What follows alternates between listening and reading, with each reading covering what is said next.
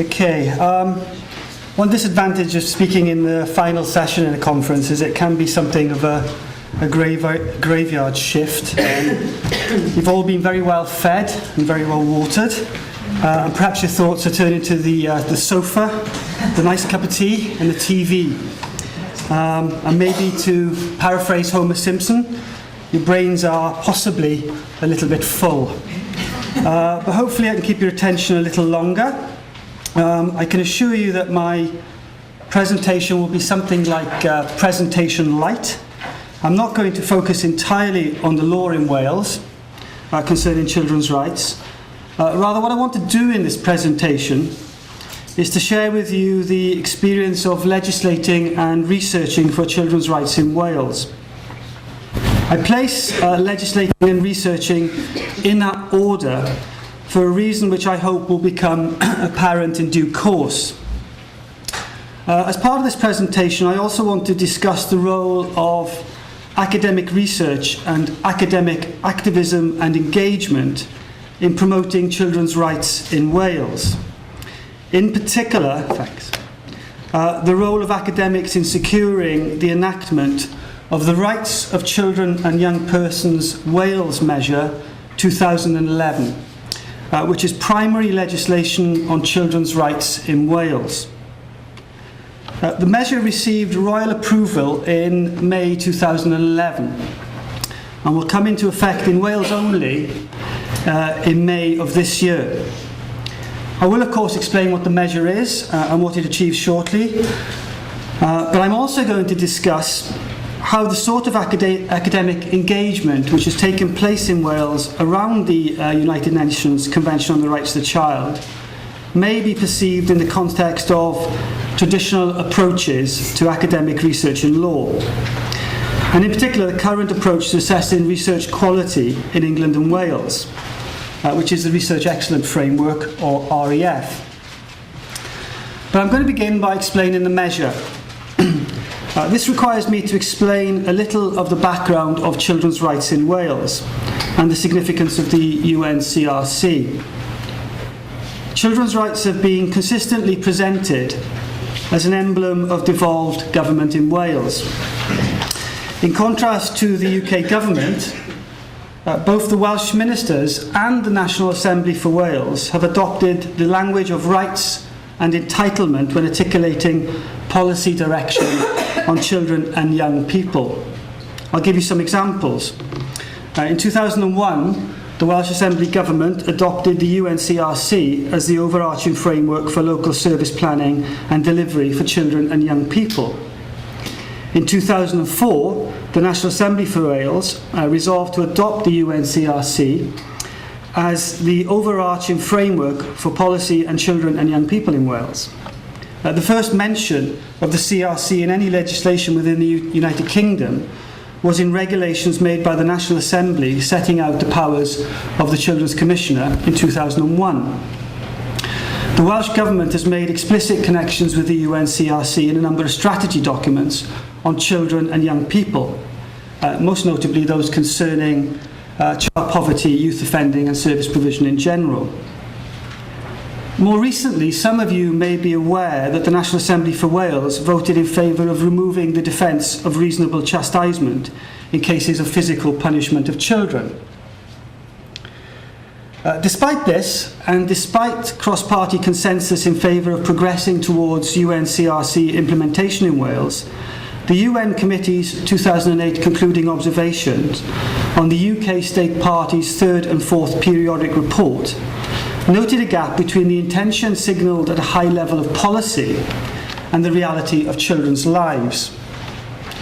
This report was opportune. The concluding observations were published at a time when political actors in Wales were keen and eager to utilise opportunities offered by the Government of Wales Act 2006 for the National Assembly to gain and make use of increased legislative competence. In July 2009, Roger Morgan, then First Minister of Wales, announced the Welsh Minister's intention to explore ways of legislating to embed the UNCRC in law for children and young people in Wales. Just under a year later, in June 2010, the proposed Rights of Children and Young Persons Wales measure was introduced in the National Assembly. The process of policy development that occurred between the First Minister's announcement and the publication of the proposed new law was notable for a degree of engagement between the Welsh ministers and external stakeholders, including the NGO community and the Children's Commissioner for Wales. A key actor in the process was the Wales Monitoring Group for the UNCRC. This group draws together children's and human rights organisations and interested academics, such as myself and my colleague Jane Williams, and as observers, statutory organisations including representatives of the Welsh Government, the Children's Commissioner, local government and the Equalities and Human Rights Commission. Following the First Minister's announcement in 2009, the monitoring group offered an outline legislative proposal to impose a legal duty on Welsh ministers to have regard to the UNCRC.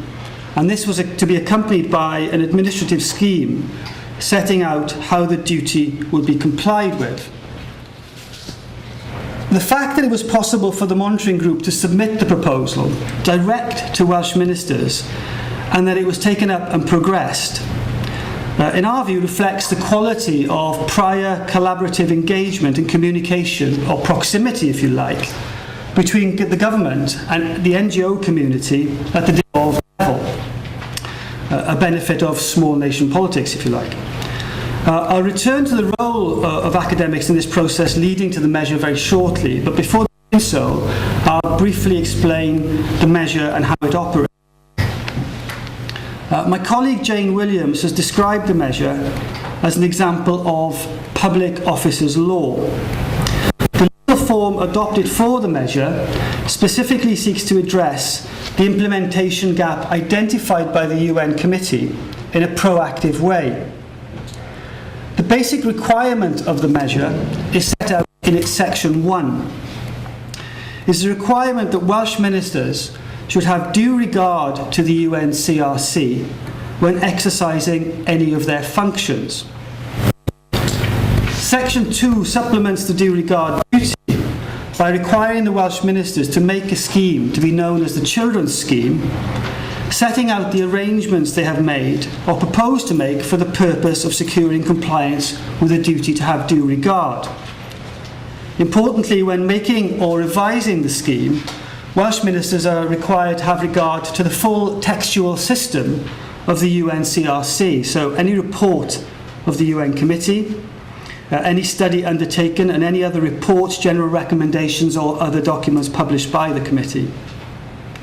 Equally importantly, the Welsh ministers are required to involve key external stakeholders, including the Children's Commissioner for Wales and young people and children themselves in drawing up the scheme. One thing the approach adopted by the measure does is it increases pressure on government officials. It's intended to do precisely that.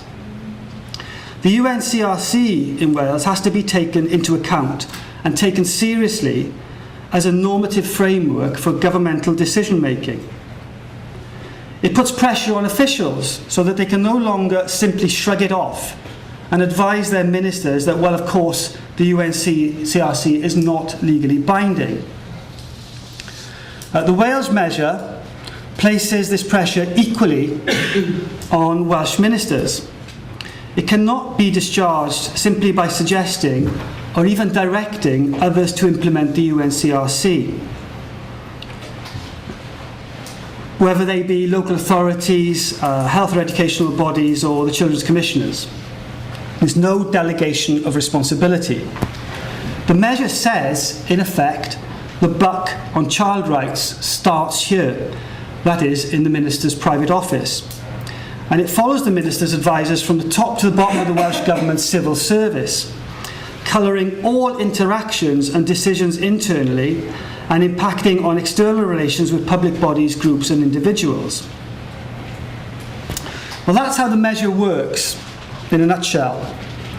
Now I want to go back to how it came about.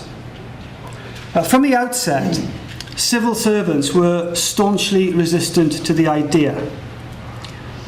Prior to the July 2009 announcement by the First Minister, they had already rehearsed many objections to the notion of any kind of general legislative implementation of the UNCRC. Their objections were in some way similar to the various mantras that characterise civil service resistance to the incorporation of the European Convention on Human Rights. Floodgates arguments, frivolous claims, those sorts of arguments. To these familiar arguments were added equally familiar objections to giving domestic legal expression to social, economic and cultural rights, and insistence that the administrative burden of preparing civil servants to comply with the duty to have due regard vastly outweighed any possible benefit that might be gained. And in fact, according to civil servants, risk bringing the business of government in Wales to a complete and grinding halt. That's the backdrop for the notable degree of engagement between Welsh ministers and groups external to government. In fact, had the engagement with ministers not occurred, it's doubtful whether there'd been any measure at all, or at least a measure worth having. The suggestion for a public officers law model came directly from Jane Williams on behalf of the monitoring group in the summer vacation in 2009 in the form of a written suggestion sent in fact to the First Minister via his special advisor, who happened to be a senior academic seconded from a Welsh university. It was a direct application of thinking that she had developed but had barely begun to publish. Welsh ministers were able to instruct civil servants to develop a proposal along the line suggested, and to insist that policy officials work with Jane to work up proposals. The view that was taken by Jane and other legal academics was, and is, that a central element of the public officers law model is that the measure must be pervasive if it is to be effective. However, and despite the initial commitment of Welsh ministers to this approach, civil service resistance triumphed to the extent that the draft measure, published for pre-legislative consultation in March 2010, restricted the scope of the due regard duty to relevant functions. This important criterion of what was a relevant function being left to Welsh ministers to decide. As one official explained to Jane, officials would simply decide what was a relevant function, and that would be the limit of the scope of the duty to have due regard. Following publication of the draft, the monitoring group's role became one of a critical friend. From this point forward, Jane and I joined the monitoring group in March 2010, were able to lend support by arranging expert meetings, getting input from international as well as local experts, and preparing arguments to support civil society responses to consultations. We became expert outsiders and ceased to be privileged insiders in the policy process. The Welsh Government's response, more likely their officials' response to overwhelming criticisms of the relevant functions restriction, was to publish a draft measure substituting the restriction of decisions of a strategic nature for decisions which are relevant. And what would be a strategic decision will be determined by, guess who, ministers, or in practice, their officials. In response to this continued resistance to a pervasive measure, we coordinated further meetings, bringing in key Assembly members and officials, as well as legal expertise and child rights activists. We brought together an ad hoc lawyers group, which was invited to give evidence towards the end of the Assembly legislative scrutiny process. We drafted a paper for the Assembly, basically making the case for a pervasive measure, and showed how the restrictions which were claimed to be necessary were problematic and misconceived. And the paper included indicative draft amendments for the next stage of legislative scrutiny. All this activity, our activity and the monitoring group's activity, eventually produced a pervasive measure. in a form which we believe is rightly being held up as a sound model of incorporation for the UNCRC. It's attracted international attention and has been taken up by the Scottish Government, which is currently consulting on a similar legislative scheme for Scotland. But the success was hard won, and we engaged ourselves intensely over a period of time. We learned a great deal. As researchers, we feel our involvement would aptly be described as action research. We have contributed our research-informed thinking, time, and institutional facilities to a push for a significant law reform. And we're now writing up in various forms, and will continue to do so, while striving to maintain and develop the contribution we can make to implementation of the new law. For us, continuing to be actively involved is important because public officers' law will only work if there is effective accountability, whether through judicial, political or administrative mechanisms. And lawyers such as myself and Jane are singularly well equipped to support accountability in practice through stimulation of debate, through education and outreach, and through our various networking. Now, whilst I'd be very happy to talk more about the measure, its likely impact, and about the details of its requirements, I'm particularly glad of this opportunity to air issues we have identified for our research, and especially issues concerning how academic activism of the kind that we have been engaged in is perceived or presented in conventional research quality assessment. And we wonder if others have faced some of the problems we do, or if you found new ways of overcoming them. Our problem, if it is a problem, is as follows.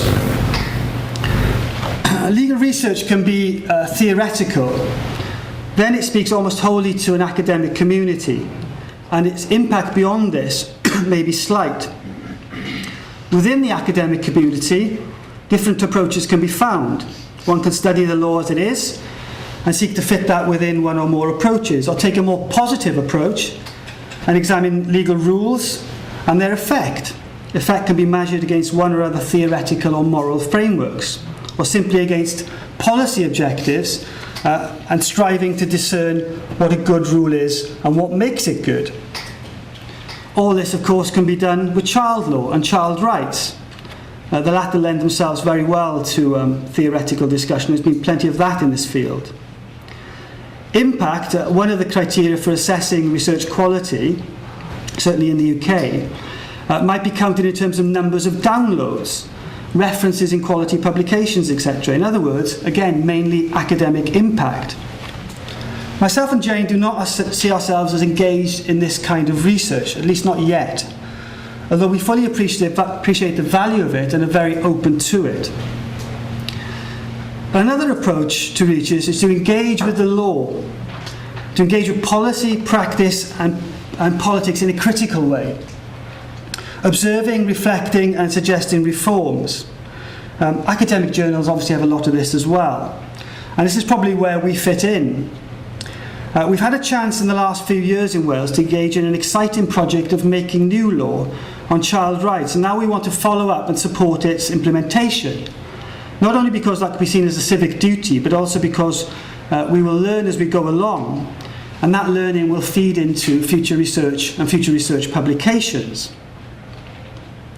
But within the current REF exercise, and reflecting current attitudes perhaps towards research excellence, it struck us that research assessors often approach things in a very linear way, looking for a narrative that says something like, there was some research, it was published and open to academic scrutiny, it was disseminated and it has influenced a change in practice, some court decision or a new law. Our recent experience has not fitted that model, because whilst there were research publications of relevance, no one could pretend, and no one would seek to pretend, the political decision makers and political activists actually read them. Do they ever? Instead, the thinking stroke discussion stroke writing that we had done enabled us to identify and support efforts to implement a legal solution to a political problem about how to operationalise children's rights in a particular time and place. This was not done by referring relevant audiences to our publications or earlier work, but by lending knowledge and expertise to an advocacy community and to a cause, successfully as it turned out in terms of making new law. And it may well be that this effort and the resultant law could be seen as very impactful in lay terms. What we now have to do is to work to establish and to evidence a kind of audit trail from our research to these impacts. While we think we may be able to do so, it's clearly not easy to fit what we've done into boxes designed for the assessment of research and research in law. For a start, our line in the linear approach does not start in the normal place. We've learned a lot on the hoof. And future research publications will feed off the impact, rather than past research implications feeding the impact. And so far as one can judge, that's how it'll go on. So how do we get the best credit for our institution from this activity whilst continuing to be able to commit enough time and resource to ensure that we can continue to serve a cause in which we believe and which we find, in fact, endlessly stimulating for research? This is a difficult issue, and it brings me back, if you like, to the title of the paper, When Innocence Requires Guile. I hope I have shown how the measure, in all its innocence, did not just happen, but involved conflict, cunning, and to some extent a degree of conspiracy. Now, the question is for us, what guile do we need to negotiate a place for our work at the table of academia? Or even, are we perhaps looking in the wrong direction? I'll leave you with that question. Thank you.